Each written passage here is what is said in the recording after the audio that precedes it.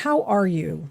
I am good. Thank you so much for having me. I'm so excited to join you. Thank you. I'm very excited to have you join me. When I heard you could come on, I was just like, yes, this is my answers or my prayers have been answered. Hey, so a couple of things that I had in mind for you. What were you doing at Mar-a-Lago that day in 2022, Yeah. August 8th, 2022?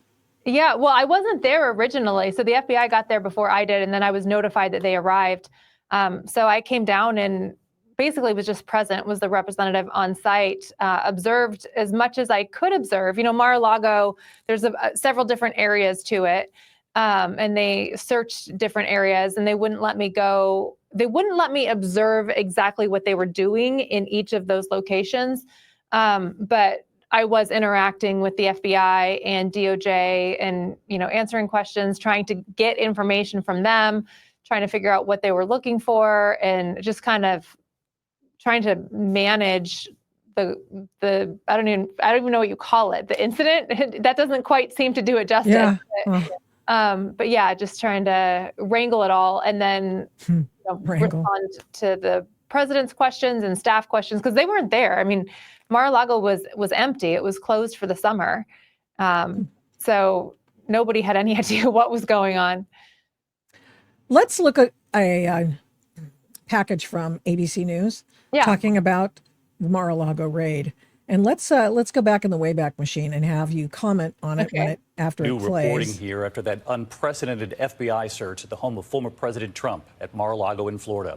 Tonight, ABC News has learned that the FBI told the Secret Service just 45 minutes before they arrived, and then the Secret Service telling Mar-a-Lago staff just moments before those agents arrived.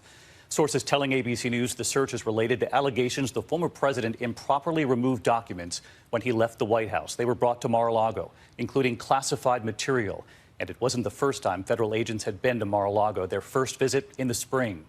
We have learned tonight that it was a staff member at Mar-a-Lago who called Eric Trump, and Eric Trump who then called his father to tell him about the search. The former president was in New York, seen leaving Trump Tower last night, and tonight here the first words from the former president while calling into a political event, saying, "Another day in paradise. This is a strange day."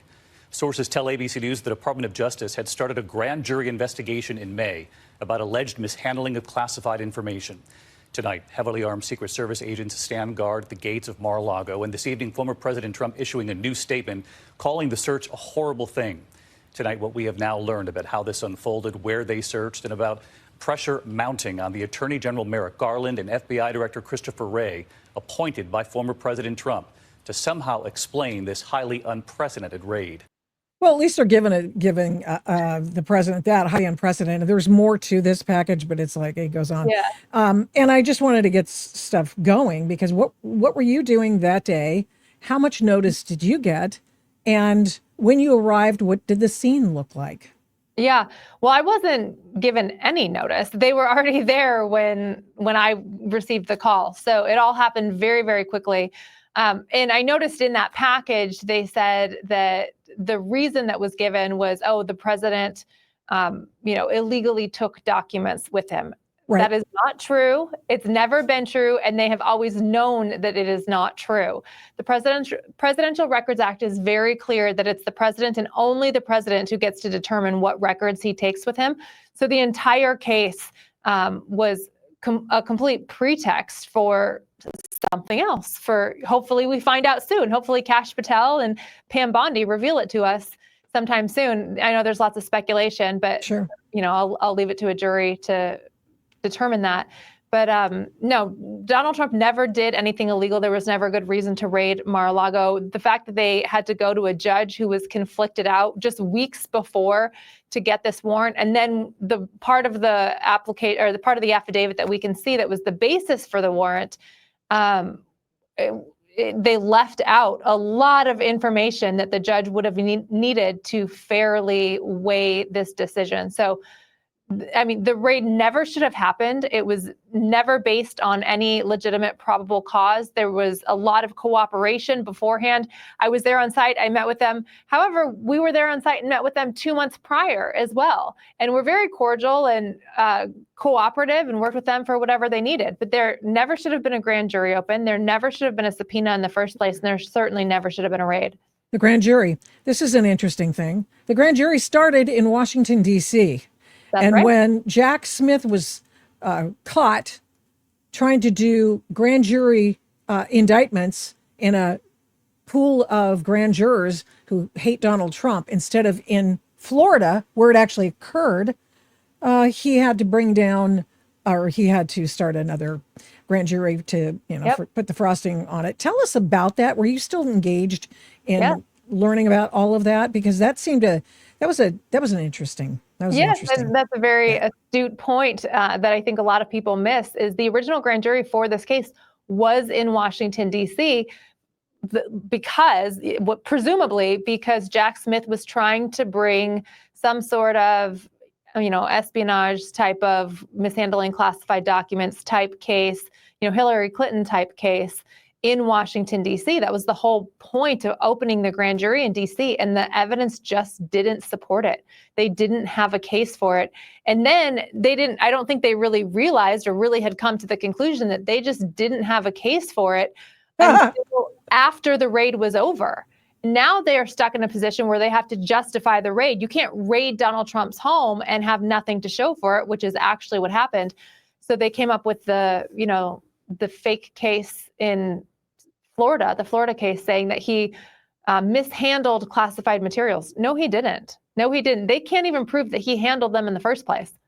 So, and by the way, no, and let's also say, okay, so Jack Smith, who was the special counsel, right, starts the grand jury in D.C. Mm-hmm. He tries to bring over the indictment into Florida. That's where he gets his indictment, if I'm not mistaken. Yeah, that's right. And an entree for the raid on Mar-a-Lago. And then he has to convene another grand jury for the purposes of putting a few frills on the frosting. So it makes it look like, oh, I'm giving it the imprimatur of the special counsel. And no, the grand jury in Florida didn't occur until after the raid. Everything was going on in Washington, D.C. Oh my, you know what? Oh my gosh, I'm so glad you said that. Here's why. Because I looked it up. I was looking it up on, I use AI sometimes to look stuff up. AI's got it. Okay, AI, as usual, has it all wrong, tilted toward the left, never toward this. And okay, I'm sorry to just sort of laugh about that, but no, you're right. I mean, I was subpoenaed after the raid. I was subpoenaed to testify about my involvement, and I had to come. Well, now here, I had to come back up to Washington, D.C. to testify.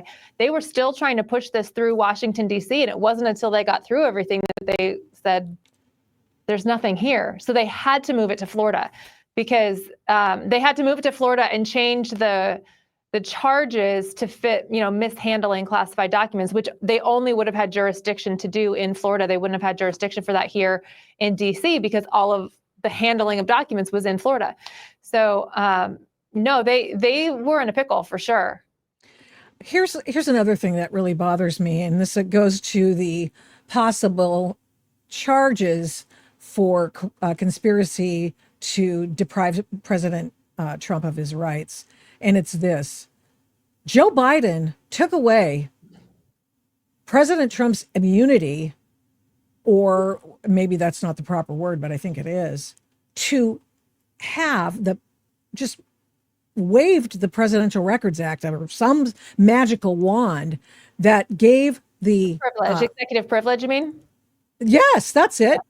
So Joe Biden gave that away, said, okay, well, gee, NARA, National Archives, if you need that and to get in there and get your documents, then have at it. And that was the entree to go into Mar-a-Lago also. So Joe Biden deprived President Trump of his rights. And how well did that work out for him?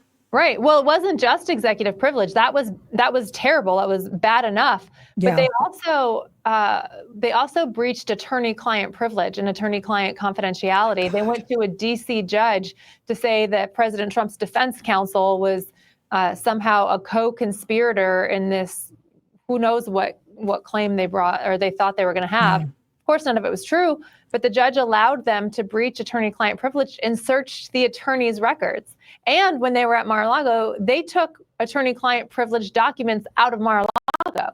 So they breached Everything. everything that he was supposed to have. Yeah, they breached it all. They just completely obliterated it. They blew up the Constitution on this one raid. Yes. And everything leading up to it and everything subsequent to it. And then eventually Jack Smith got booted out because the lawsuit, I guess a lawsuit for lack of a better way of saying it, the investigation was a dead letter. There was nothing out. Right. Jack Smith didn't have standing, did he? Jack Smith was disqualified because he was not properly appointed. He didn't go through the constitutional appointment clause. You have to be Senate confirmed. And so that's why you either have to be Senate confirmed or you have to be reporting to someone who is Senate confirmed, and he was neither. So he wasn't properly appointed. I guess that whole Hague gig didn't work out for him with respect to this. Well, right? Yeah, well, I think he's happy to be going back or doing whatever the heck he's doing now. I don't know. But yeah. Let me ask you this. Let's listen to, I don't know how much time we have with you, but let's watch a little bit more of that package from ABC News, because there's a real laugh out loud part of this, and you can feel free to laugh out loud the moment you hear it. Abrams is standing by on this, but we begin tonight with our chief Washington correspondent, Jonathan Karl, leading us off. We're learning new details about the FBI's extraordinary raid on Donald Trump's Mar-a-Lago property in Palm Beach. Law enforcement sources tell ABC News that 45 minutes before the FBI showed up, the local FBI field office in Miami gave the Secret Service team in Mar-a-Lago a heads up. The sources say the Secret Service agents did not notify anybody on the Mar-a-Lago staff until just as the FBI agents were arriving. When they did arrive, the FBI agents were escorted into the property by the Secret Service. Sources close to Trump say the club's general manager then placed a call to Eric Trump, who alerted his father. Neither Trump nor any members of his family were there at the time. In his written statement, Trump said the agents, quote, even broke into my safe, which Trump sources say is located in his office at Mar-a-Lago. Sources say the FBI remained at the property for most of the day. Other than his written statement, Trump's only public comment was a muted one when he called in for a Sarah Palin campaign event. Another day in paradise. This was a strange day. You probably all read about it. ABC News has learned this wasn't the first time federal law enforcement visited Mar-a-Lago on this matter. A smaller team of agents visited in the spring. Oh, no! Trump was there, met with his lawyers, and reviewed some documents. Since the raid, neither the Justice Department nor the FBI has made any comment. And the White House press secretary says President Biden knew nothing about it. The president was not briefed, was not aware of it. No, yes, he no was. one at the White House was given a heads up. No, that did not happen. BS. When asked recently if former presidents are shielded from prosecution, Attorney General Merrick Garland said this. No person is above the law in this country. Nothing stops us. Even a former president. I don't know how to, maybe I'll say that again. No person is above the law in this country. Okay. The laugh out loud part is seeing Karine Jean-Pierre. So we didn't know anything about it. We didn't know. We had no idea. That is not believable. Not believable for a second. And I think it was about 3 or 4 days after the raid, Merrick Garland finally came out and gave his press conference. And Merrick Garland took responsibility. They were sacrificing their attorney general by allowing Merrick Garland to pretend that he did this in a vacuum all by himself. I cannot believe for a second that the attorney general would do something like this without running it by the White House. I do believe it is possible Joe Biden had no idea what was going on because of his cognitive abilities. Mm-hmm. I don't believe it was because people were hiding it from him or doing things behind his back. I think he's mentally impaired and had no idea what was going on for most of his presidency. But the second largest scandal in U.S. history. Yeah, exactly. Not a chance that nobody at the White House knew about this. No way. They had to get his approval. There was a meeting. They had to get his approval to sign away President Trump's executive authority to have these documents. And he did it. It may be the only one that, I wonder if that's an auto pen thing. No, I'm serious. I wonder if that's an auto pen directive. They did, but yeah. And they're all going to pay for it now because They've prosecuted a president. They've raided a president's home. They've breached his executive privilege. They've breached attorney-client privilege. They've breached they obliterated all of the protections that a president and his staff are supposed to have that are rightfully in place, because you want to make sure that a president has the ability to talk to staff openly and candidly, without fear of it being used against them, because you want them to come to the right decision on whatever decision they're making. So all of those things were in place for a reason, and they obliterated all of them, and now they're the ones in the hot seat. So I am pretty confident they are regretting all of their decisions right now. Maybe. I mean, they may have gotten what they needed out of it, I'm sorry, go ahead. No, I'm sorry. I didn't mean to interrupt you, but you're very right. Maybe they're not regretting it. Maybe they're just sitting there waiting for someone to come in and save them again. Who knows? But they're in a tight spot for sure. So did you have any connection with the NARA thing, the National Archives thing, when you found out that they said, well, we have papers and there are papers. Oh, okay. And then if you don't know about that, sort of the machinations there, that's fine. Well, no, I know about it. I'm sorry. I thought you were asking me if I was involved in it. I was not involved. I'm aware. Yes, I'm aware of it, but I wasn't part of it. Well, I just kind of wonder, how could Joe Biden not be aware of that? How could anyone else involved not be aware of the National Archives situation, and how angry the Trump-hating, NARA executive director or whoever he is. The other thing I wonder about is, what were they looking for at Mar-a-Lago? Yeah. Well, I mean, that's part of the case that Pam Bondi's going to have to build against them. I know Kash Patel had come out prior to being the FBI director when he was a witness to a lot of this. And part of the Russia stuff is Kash Patel has come out and said that they were looking for Crossfire Hurricane documents. He basically stated that that's pretty much what they told him they were looking for. So I think that's one aspect of it. I think it's multifaceted. That very well could have been one aspect of it, but I think that they were looking for anything, anything that they could use. If they could just get into Mar-a-Lago, if they could just, see into his storage unit and his storage closet, they would surely be able to figure out that, whatever crime they think that he committed. So they were absolutely trying to find something that they could use to frame Donald Trump to prosecute him, and they didn't find anything. They were on a fishing expedition. 100%. And a lot of people think that he was looking for this document that Grassley, the document that Grassley handed out the other day. And I kind of wonder if that's not true, if that's not right. I mean, it may have been. That's a bit of a needle in a haystack thing for me to kind of wrap my head around it. But I don't have all of the evidence. Certainly the FBI would know more about that than I do. But I think they were looking to set him up. They may have been hoping to also recover some of the Crossfire Hurricane stuff. But one way or another, whether they had something specific in mind, I think the whole thing was also just more general. They just wanted to generally prosecute him. Now, your book is called Defiant. And how did that manifest itself in this fight? Well, so I was targeted myself by the FBI, the DOJ, the California Bar, the state of Arizona, Dominion Voting, and there were several other subpoenas that I received. So in the span of about 3 years, 6 months into Joe Biden's presidency and 6 months before the end of it, in the span of about 3 years, I had 9 legal cases against me. And I had to fight every single one of them. Some of them I was a party to, and some of them I was just subpoenaed on. But my life was threatened in every conceivable way, through whether it was financial ruin, career, taking my bar license, destroying my career, destroying my media career. I was indicted in the state of Arizona. I am still a criminal defendant as I sit here talking to you. They're still trying to throw me in prison.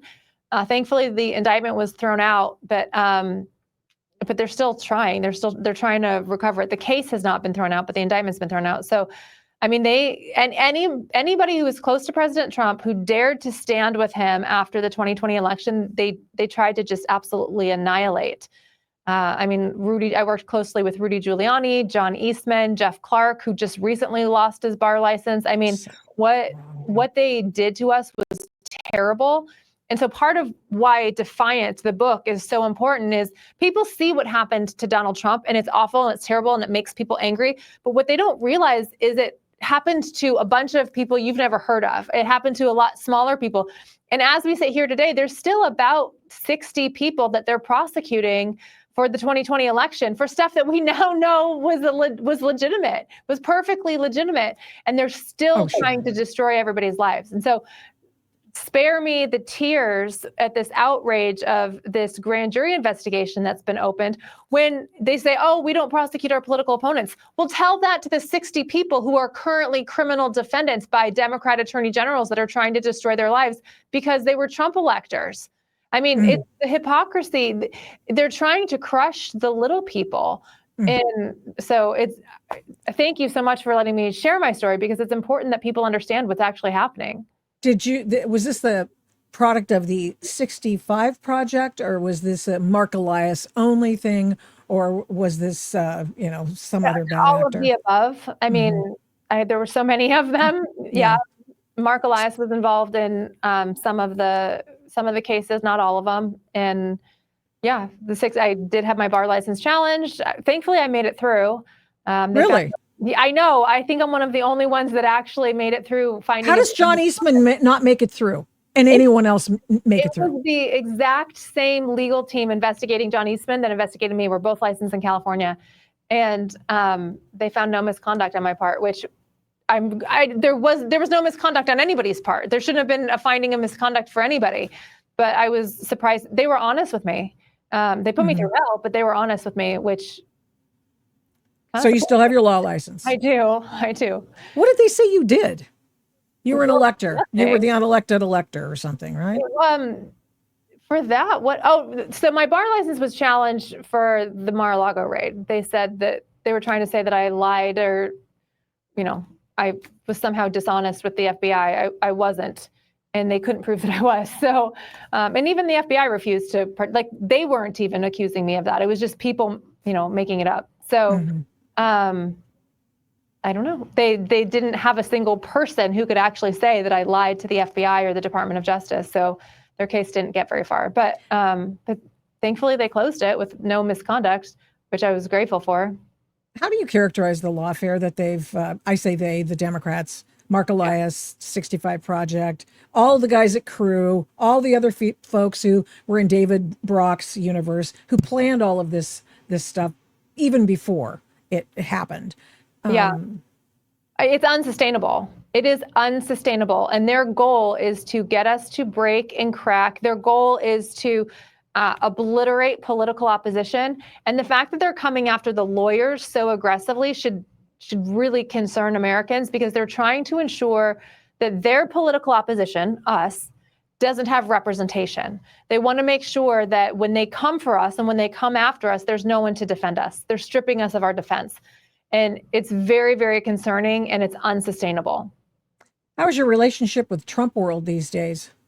Good. I mean, he wrote the foreword to the book, so that's a great thing. I was really excited that he agreed to do that. So, yeah. Did he help financially with any of your defense?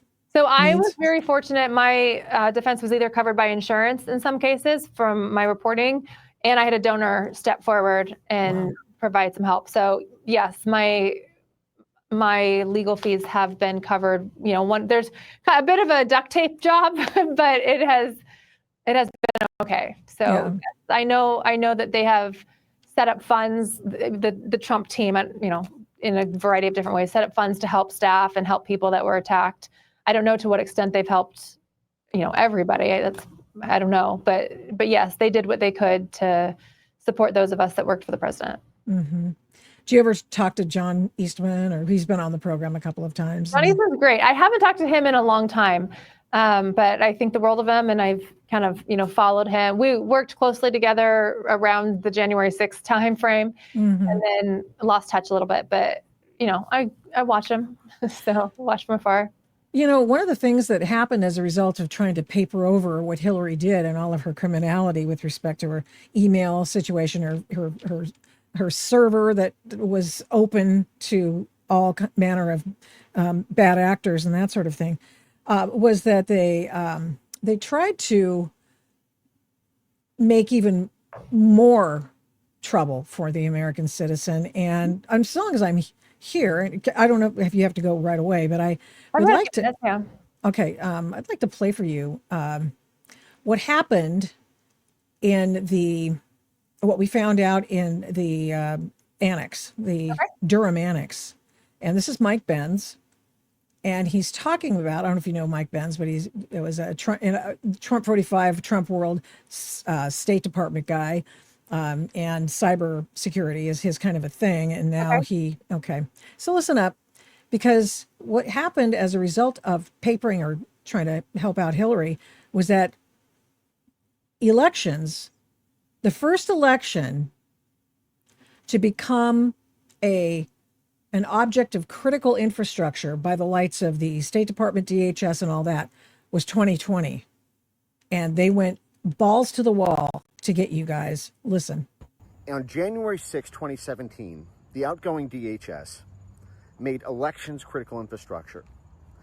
And then they said, because elections, a metaphysical concept, is critical infrastructure, then anything that damages the integrity of that critical infrastructure, those elections, is now a DHS domain legally. So tweets that undermined the integrity of the election because they contained misinformation or disinformation or malinformation could now be censored by the U.S. government, notwithstanding the existence of a first fucking amendment. Oops, sorry about the language. All because of this trick, this word game, this completely deceitful concept that critical infrastructure, a term that puts 99.99% of people to sleep, gives you the legal predicate. And so I pursued every aspect of the critical infrastructure network. The CIA side, the DOD side, the FBI side, the NGO side. When DHS created their Cybersecurity and Infrastructure Security Agency, a name that we have security in our name twice because we just care so much about security. No, it was because infrastructure security, they said, okay, now we can control elections, and cybersecurity, that cyber gave them the predicate to go after tweets and Facebook posts and YouTube videos and TikTok videos and Reddit posts. It gave them the legal predicate to completely burn the U.S. Constitution. Did that have anything to do with your... So I was actually the executive secretary at the Department of Homeland Security for President Trump's first term. So I saw, it wasn't the creation of CISA, it was the reimagination of CISA, because it actually, the entity, the agency existed before, but he's right, they did repurpose everything, pretty much every aspect of it, and really focused on the critical infrastructure and the cyber side of that. So yeah, I mean, he's not wrong. And as a result, people who, like, for example, I work, in addition to doing this podcast, I work for PJ Media. That is an opinion publication, and we get to write all manner of our opinions. But boy, did we take it in the shorts during this time. I mean, we lost money hand over fist. We lost, we were all we're hanging in there because we're stubborn mules. But we weren't the only ones. So they were trying to silence my voice, your voice, all because of this change in the attitude of the law. Well, it wasn't that the law changed, because the First Amendment trumps all of it, no matter what they call CISA or however they do it. The First Amendment prevails. But it was, I think people saw an opportunity to do that, to censor people. And the worst part about it is it was Trump's administration. It was Trump's own administration that was working on this, whether it was with DHS or DOJ or the FBI. or CIA. It was his own administration working against him and working against the people who voted for him. Not anymore, probably. Yeah, no, Trump 2.0 is way better, much improved over Trump 1.0. So yes, he's got a much better team in place right now. Now, the CISA organization under the DHS became in charge of now these new federalized elections, as happened in what Mike Pence was just talking about, and the switch of making it critical infrastructure, therefore requiring it to be under federal umbrella. And so CISA, the guy in charge of CISA, said, "Oh, this is the best election ever. It's the most safest election ever. Secure election in U.S. history." That's what Krebs said. Yeah, that's right. Yes. And okay, was it? No. But more importantly, not that it wasn't. The statement was not only was the statement not true, he had no basis to make the statement.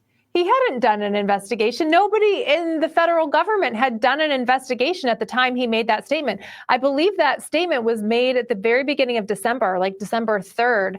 He made it before Congress. And so a month after the election, you've done a full investigation of the entire federal election and have determined not only that you did the investigation, but you compared it to every other election in this nation's history to warrant you making that statement under oath before Congress? No, no, that was a partisan political hack job, and he got fired. Oh, he definitely got fired, but he should be nervous. I wouldn't be surprised if he's part of the investigation, part of who they're investigating. Can I ask an unpopular January 6th question? Sure. That was an information operation, wasn't it? If it wasn't, it was very coincidental. I don't know who was coordinating what, but it certainly wasn't true, right? Clearly there were talking points coordinated among people. I don't know who was running it or how it was going. I was a reporter at the time, and nobody gave me those talking points, nor did I use them. But it was very. From the moment before the election had even been called, the 2020 election wasn't called until November 7th, even though the election took place on November 3rd. If you remember, it took 4 days for them to declare Joe Biden the winner. And that narrative was already circulating on November 4th. They were already saying this is the most secure election in U.S. history. There's no evidence of fraud. And so it was just, beat that drum, election declared. Everyone goes, oh, well, there's no evidence of fraud. But of course, a lot of Americans believed that it was stolen. So, well, you can't have swing states closing down at the same time. One for an over. Closing down ever. There's no right. reason, who does that? Nobody does that. To not count the ballots. And the fact that they could count, like Arizona, for example, they could count 2.1 million ballots in a day, but then they couldn't count 300,000 ballots in a couple hours. So the first day of the election, they counted 2.1 or maybe 1.9 million ballots in Arizona. And then the remaining 300,000, they counted over 3 days. Were they just waiting to see how many they needed? Yes, of course they were. They wanted to get the ballots. Yes, that's exactly what they were doing. That's not the official, story. Right. The official story is, it just took us time and it was slow and we did everything we could. What was going on there? But what happened? Why did they needed to manufacture ballots? They ran out of ballots and they didn't like the outcome, so they needed to wait till they could manufacture more ballots, fill them out the way they wanted them, and jam them through. That is. Why else would it, I don't know why else would it take that long? That was what my first book was about. My first book, Stealing Your Vote, was all about this, and I spent a lot of time on the ground in Arizona, and that's just my own personal opinion based on on the evidence that I found on the ground. Who knows? Well, that makes you a problem, right? Doesn't the deep state has to come get you? Yes, that's right. Wow, Christina Bobb. Yeah.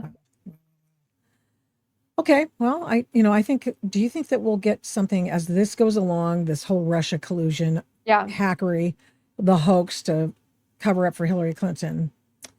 Do you think we get closer to any answers about 2020? Yeah.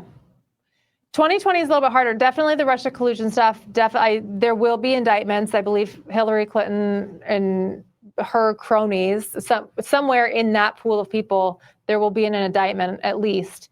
And yeah, I think we'll get a lot of answers. Whether we get all of them, I don't know. It's like they peed in the swimming pool in 2020. It's very hard to separate that out. So I don't know, but I want some answers. Oh, me too.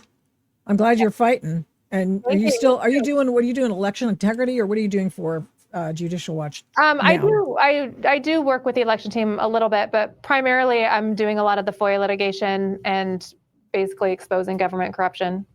Oh, we like that. Most of I think Judicial Watch's best successes have been from FOIA lawsuits. So we do it very well. Yes, you do. All right. Thank you. Appreciate you so coming much. on. Oh, man. Thank you so much. Yeah, that's amazing.